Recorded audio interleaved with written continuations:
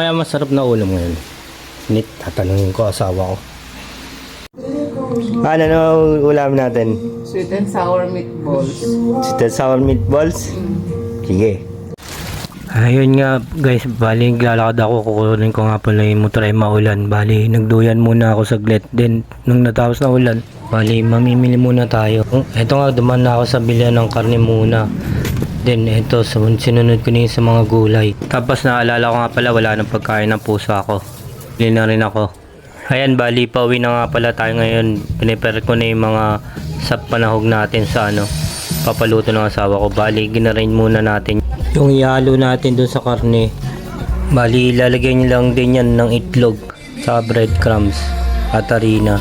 Ayan, bali pinosyon na nga natin sa public. Kahit hindi bilog yan, then pinirito na natin isa-isa. Huwag nyo lang pupunin masyado para hindi kayo mahirapan kailangan yan toasted na toasted lahat.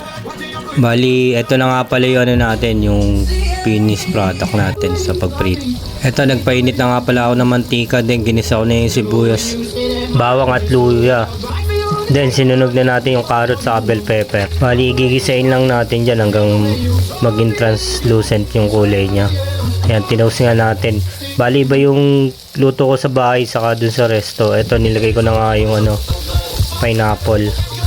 Bali yan, gisain lang natin yan. Yung iba kasi sa uli nilalagay, ako sa unahan pa lang nilalagay ko na yan. Nilagay ko na rin yung tomato sauce. Then lulutuin lang natin bagya. Bali ako talaga sa yung mga panahog sa unahan ko talaga nilalagay yan. Haluin lang natin yan guys. Bali madali lang naman maluto tong sauce na sweet and sour. Yan, bali naglalagay na rin ako ng paminta dyan. Mas maraming paminta, mas masarap. Yan, tsaka bechin. At asin, nilagyan na rin natin yan. Yan, haluin lang natin, lulutuin lang natin. Then tubig, yan na natin ng 2 cup ng tubig tsaka granule. Bali kayo na bahala kung ano yung timpla na gusto nyo, basta maasim-asim yan tsaka matamis. Yan, haluin lang natin yan guys. Yan, bali ito nilagay ko na pala yung pineapple juice. Then nilalo ko lang saglit. Then lalagyan ko na rin pala yan ng suka. Kung na pala na videoan, bali niligyan ko rin yan ng asukal. Ayan, then papakulin lang natin. Huwag muna natin haluin, maya maya na. Ayan, bali kumulo na nga pala siya. Eto, lalagyan na natin ng slurry. Pinagalong cornstarch saka tubig lang yan. Bali mamaya inaan natin yung apoy para nasa inyo yan kung ganong kalapot yung gusto nyo. Ayan, bali comment. Then tinitigman ko muna kung okay na ba o mag-adjust pa ako ng mga timpla.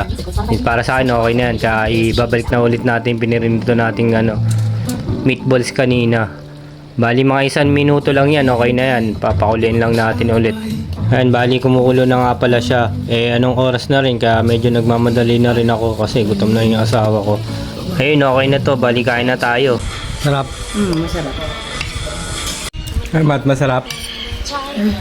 Weh. Ayun guys, salamat.